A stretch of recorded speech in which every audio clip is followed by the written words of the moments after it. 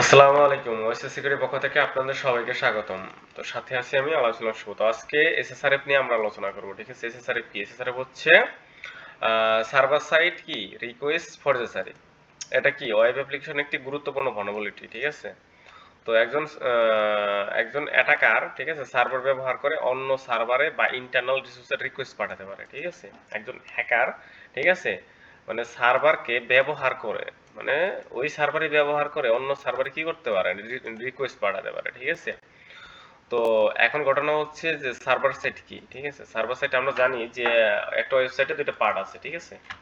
এটা হচ্ছে কি ওয়েবসাইট, সরি, ওয়েবসাইট। ঠিক আছে? ওয়েবসাইটের দুটো পার্ট আছে। তো ফার্স্ট পার্ট হচ্ছে কি ফ্রন্ট ইন্ট, ঠিক আছে, এন্ড ব্যাক ইন্ট।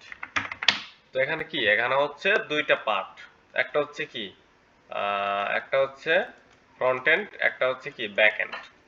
তো আমরা হচ্ছে সাধারণত যখন কোনো ওয়েবসাইটে প্রবেশ করি, ঠিক আছে, ওইখানে কিন্তু আমরা কি করি, আমরা যেটা দেখি সেটা হচ্ছে ফ্রন্ট এন্ড, যেমন HTML। ঠিক আছে?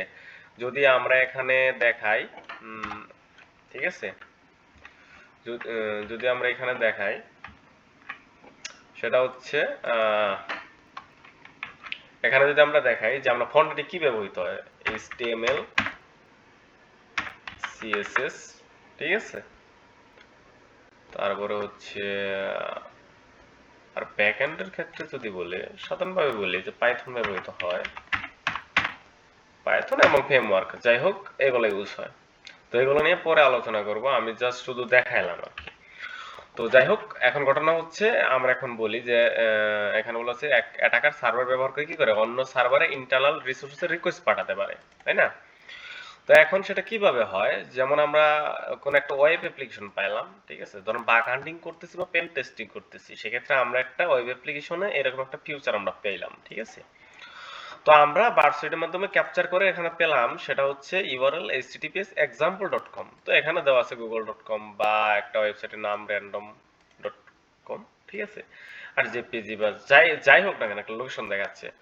তো এখানে কি লেখা আছে যে ওই ইউআরএল এর সার্ভার ওই ইউআরএল নিজে রিকোয়েস্ট পাঠায়, মানে ওই ইউআরএল এ কি করে সার্ভার নিজে রিকোয়েস্ট পাঠাচ্ছে। যদি ইনপুট ভালোভাবে ভ্যালিড না করা হয়, তাহলে এটাকে কি করতে পারে, ম্যানিপুলেট করতে পারে। যেমন এই যে এই জায়গায় আমি দেখাচ্ছি, এই যে দেখেন http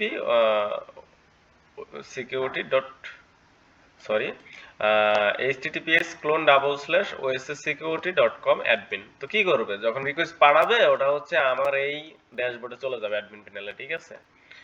তো এখন সার্ভার নিজে লোকাল অ্যাডমিন প্যানেলে কি হচ্ছে, রিকোয়েস্ট পাঠাচ্ছে, মানে আমার লোকাল যে সার্ভার আছে সেখানে রিকোয়েস্ট পাঠাচ্ছে।